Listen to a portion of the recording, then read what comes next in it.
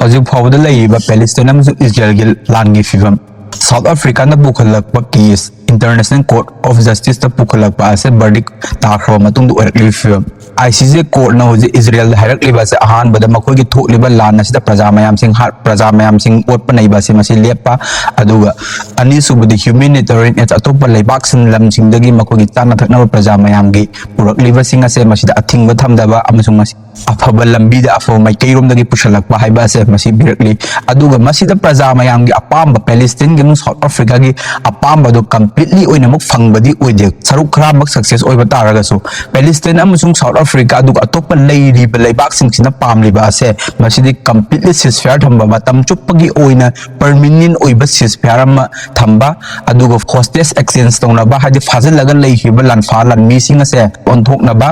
ꯑꯗꯨꯒ ꯏꯖꯔꯦꯜꯅ ꯒꯖꯥ ꯁ꯭ꯇ꯭ꯔꯤꯞꯇ ꯆꯍꯤ 13 ꯍꯦꯟꯅ ꯆꯨꯞꯅ ꯕ꯭ꯂꯣꯀꯦꯠ ꯇꯧꯔꯒ ꯆꯥꯕ ꯊꯛꯄꯗ ꯆꯪꯕ ꯄꯣꯠꯆꯪꯁꯤꯡ ꯑꯗꯨꯒ ꯃꯤ ꯑꯃꯅ ꯍꯤꯡꯕꯗ ꯆꯪꯕ ꯄꯣꯠꯆꯪꯁꯤꯡ ꯑꯁꯦ ꯃꯁꯤ ꯄꯨꯁꯜꯂꯛꯄꯗ ꯏꯖꯔꯦꯜꯅ ꯕ꯭ꯂꯣꯀꯦꯠ ꯇꯧꯔꯤꯕ ꯑꯁꯦ ꯃꯁꯤꯁꯦ ꯄꯨꯂꯞ ꯂꯣꯏꯅ ꯂꯧꯊꯣꯛꯄ ꯍꯥꯏꯕꯁꯤꯅꯦꯕ ꯑꯗꯨꯕꯨ ꯍꯥꯏꯔꯤꯕꯁꯤꯡ ꯑꯁꯦ ꯀꯝꯄ꯭ꯂꯤꯠꯂꯤ ꯁꯤꯖꯐꯤꯌꯥꯔ ꯑꯃ ꯑꯣꯏꯗꯕ ꯇꯥꯔꯒꯁꯨ ꯁꯥꯎꯠ ꯑꯐ꯭रिꯀꯥꯅ ꯄꯨꯈꯠꯂꯛꯂꯤꯕ ꯑꯁꯦ ꯏꯖꯔꯦꯜꯒꯤ ꯍꯤꯁꯇ꯭ꯔꯤꯗꯗꯤ ꯈ꯭ꯋꯥꯏꯗꯒꯤ ꯑꯣꯏꯅ ꯏꯀꯥꯏꯅꯤꯡꯉꯥꯏ ꯑꯣꯏꯕ ꯇꯥꯡꯀꯛ ꯑꯃꯅꯦꯀꯣ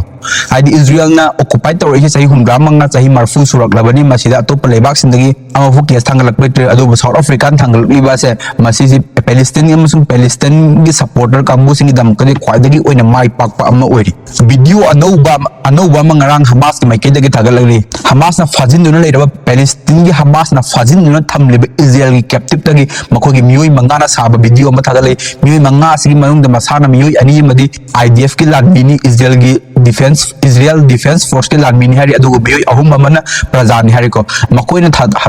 मकोइना वफुम खरा थमलको इजराइल की गवर्नमेंट हाइबदि थोकनरिबा लान असे इजराइल ऑक्युपाइड सेटलमेंट युम साजलकपा अमसुंग मकोइना खुदुम जलकपा प्रजा मैम सिंग ओटपा नैबा असे मसिन मरम ओरगा लान असे थोकपनि अदुना लैरिबा इजराइल की प्राइम मिनिस्टर बेंजामिन नेतन्याहू की गवर्नमेंट असे लान असे अथु मतुम लो शलम प्रजा मैम सिंग हाटपा सिंग लेपोना थागलकलिको अदु मसि कयामु याम चुमलिबनो अमसुंग मसि से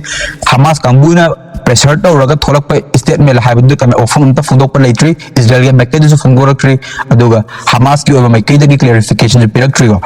अदुगा लान असिगी मखा चथरकपु ओइना लेबनान की हिजबुल्लाह कांगबुनासु लान से अतुप मौंग मदोइना नं करी मिसाइल कैप्शन बहरेको मकोइना हानादे सुसाइड ड्रोन की मिसाइल से सिजनरमदे अदुबु होजिकती इजराइल द कैप्शन मतमदा सुसाइड ड्रोन सिजनररेको मकोइना सिजनरैबा सुसाइड ड्रोन से मसिना कैप्शन लिबासि इजराइल की ओइना क्वाइदगी मकोइ खुसु गुलाइसिंग साफमदा क्वाइदगी मरु ओइबा जगह अनी द कैप्शन लेगो हान बदना मकोइ बैलिस्टिक मिसाइल साफमदा अदुगा अनी सुबदना पृथ्वीना कीनरिबा इजराइल खक्तबु लैयना खन्नरिबा आयरन डोम लेफम से मसिदो ओइनी इजराइल कैप्शन लेबा हिजबुल्लाह कांगबुसिना मसि कैप्शन लकलिबा असिना साउदर्न इजराइल दा हाबदि लेबनान का थंगनबा सरुक अस कैप्शन लकलिगा अदुगा लान असिगी ओइना क्वाइदगी याम नुंगाइरिबा मसुंग या लान असी तौबा मतमदा क्वाइदगी एक्टिवली सपोर्ट तौरिबा यमन की कांगबुदि हनबा करिसु लेते मखोइदा नोंग नोंबगी ओइना कंसल लकलि नोंग नोंबगी ओइना मखोइने अमेरिका दा उसितबे ले अमेरिका न उसिलक्तबदुगी लमन कुंबोइना मखोइना डबलिंग टाइम दोइने हेंजलकलिको लान असिगी मखा चथरकपु ओइना यमन कांगबुगी ओइना हुटी गवर्नमेंट की मखोगी रिप्रेजेंटेटिव मिहुत खरा रशिया दा चलगा वरी सनाखरे हाइबगी पाव अमसु फोंदोरली हाइरिबा पाव असे इजराइल अमसुंग इजराइल की तुंग इलिबा कांगबुसुंग यूएस यूके लेरिबा लेबा खरा सिगी ओइनादी याम इकाइनिंगाइ ओइबनिको मकोइना टेररिस्ट ने हाइदन लौथोरबा ग्रुप अमसे रशिया ने स्पॉन्सर तौबा रशिया की गवर्नमेंट अदुसु पृथ्वी कोइना क्वाइदगी मिलिटरी की स्ट्रेंथ ओइरिबा लेबाक अम ओइरिबा रशिया ना मकोई गवरी वाता सानरकपा अमसु अफो मरी थमकपा हाइबसे इजराइल अमसुंग इजराइल की खुंबी खुंनाव सिंगी दमकदि याम इकाइनिंगाइनि अमसुंग मखोगी लान असिगी मैकी उलकनबगी लंबी अमसु ओइरिबने यमन कांगबु अमसुंग रशिया को वरी सनकी हाइबसे यमन हुची गवर्नमेंट की स्पोक्समैन अब्दुल सलाम ना फोंदोकपा फमने यमन की अटैक तौबगी ओइनदि लेपा करिसु लेते मकोइने अटैक तौरिबसे नहान मेगा मिशन अटैक तौरने लौथोखरा मतुंगदा US अमसुंग UK अनिमकि ओइना मकोइना थुगाइबसिन नौखरेको US की नेवी वारशिप पुरकपा जहाज अमसुंग मकोइना अटैक तौखरे अदुगा UK की ओइना मकोगी फील्ड हाबे थाव पुरकपा टैंकर अमसुंग मकोगी मिसाइल बैलिस्टिक मिसाइल कैप्टन थुगाइखरेको लान असिदि यावरिबा इजराइल द मतेंग पांगिबा लेबाकसिंगी ओइना मकोइना अफ्रीका की लेबाक ओइरसु एशिया की लेबाक ओइरगसु क्वाइदगी चौखट अमेरिका की लेबाक ओइरगसु मकोइना करिगुंबा अमा फुबदा हनबा तौरोइना मकोगी लौथोकपा लेखरे अदुगा फुल स्केल वार तौरने हाबसु पाकसना कंफान इसिंग नोंथक पुलप की ओइना अपुनबगी लान तौरने लौथोकपसु लेखरबनिको यमन कांगबुगिदि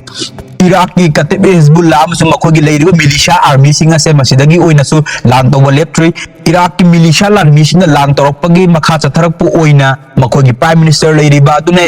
US की ट्रुप अच्छे थाम की मनुंग दसत क्रो थादो क्रो ना हाइब के फम फमदो क्रो मतुंग दा US की कांग्रेस सेशन दसो मखो की लेरी ट्रुप सिंग से लौथोक ना बगी दमक तंकक सिंग खाइदो लगा मखो लौथोक कन हाइब के फम थाजब फम इराक की गवर्नमेंट से पिरक अदु हाइदि बा से सही क्या संग दौरी बदन नुमित क्या नि संग दौरी हाइब फम दु फमदो प US की माइकई दगी लेट्री अदुगा साउथ अफ्रीका ना पूरा ICJ कोर्ट पुखलखरब मतुंग दा US की प्रेसिडेंट अमसुंग US की अलाइ ओर लेबाक सिंग की मखो की मयोल अचे ओरपगुम न उरी हाइबदि US की प्रेसिडेंट बाइडेन ना इजिप्ट अमसुंग कतर की लुचिंगबसिंग दा वरी सानरी वरी सिना तंकक अनि थोकना सानरी हाइबदि कतर दा सानरी बा असिना लेइखिबो होस्टेस फाजिल लगा पैलेस्टाइन थमखिबो होस्टेस सिंग से थादोरकपदा कतर ना मतेंग पांगो हाइबसे बाइडेन की वफम नेको अदुगा इजिप्ट हाइबा असिना ह्यूमैनिटेरियन एड गजा दा पुसलकलिबा असे मसिदा इजिप्ट ना हम अचौबो मतेंग पांगो पांगबा पामी हाइबा वफम से बाइडेन फंदोक लई मरमदि इजिप्ट की लंबी दगी लागा गजा स्ट्रिप दा लाइबा मखोगी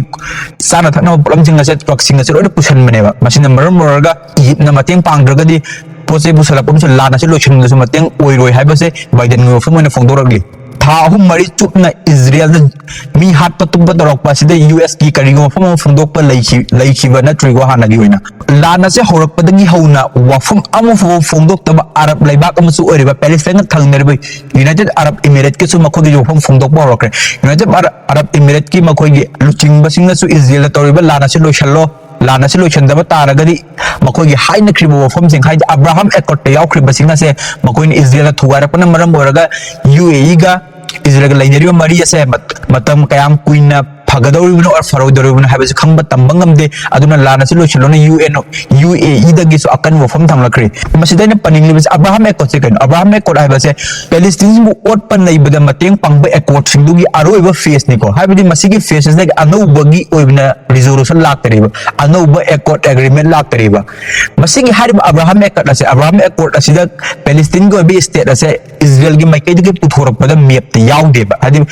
पैलेस्टाइन स्टेट असे पुलप ओइन इजराइल लौसलगी इजराइल के मेप ता हाइदि इजराइल की स्टेट अमो ओइन मोगी प्रोविंस अमो ने थंबा हाइबसे इजराइल की अपामबनेबा हाइबा अब्राहम एकॉर्ड असे इजराइल अमसो अरब लेबाक मरी के तौनखिबा सही अमनिको मसिदा हाइबा से इजराइल कंट्री से रिकॉग्नाइज तौबा अरब कंट्री लेबाक मरी असिना अदुगा मखोगी एम्बेसी हांगबा डिप्लोमेटिक रिलेशन थंबा हाइबनेबा अदुगा पैलेस्टाइन की ओइनदि हाइबा एकॉर्ड असे यानिंगबा तौदे अदुगा लैरिबा प्रजा मयामसु यानिंगबा करिसु तौदेको सऊदी अरबिया दा हौजगी अब्राहम एकॉर्ड असे यानिंगबा हाइदना मखोने सर्वे तौबा मतमने 94% लैरिबा प्रजा मयाम अदुनि यानिंगदेबा मसिना पैलेस्टाइन सिंगदा करिगुंबा हिरम अमा फावबदा कानाबा फंगोय अमसु पैलेस्टाइन की कोजेस असे मसिना थैरगा पुबनिना मखोने वफम फंगदोकली हाइबा असिगी मवंग मक्तदा UAE दा सर्वे तौबा मतमदसु मखोगे लेरियो प्रजादो मदुना 88% की चांगददी हाइबा अब्राहम एकॉर्ड असिना पैलेस्टाइन नेगेटिव इंपैक्ट अफाबा माइकैदा पुरक फत्तबा माइकैदा पुरक हनो वफम फंगदोए अदुबु तौनरिबा सही असिदि गवर्नमेंट मसिना तौनखिबो ओइबनिना प्रजासिंग खोलाउदि थोदोक तारोबा लेते मसिना होजि इजराइल से पैलेस्टाइन की लेरिबा लान की समलप फिरम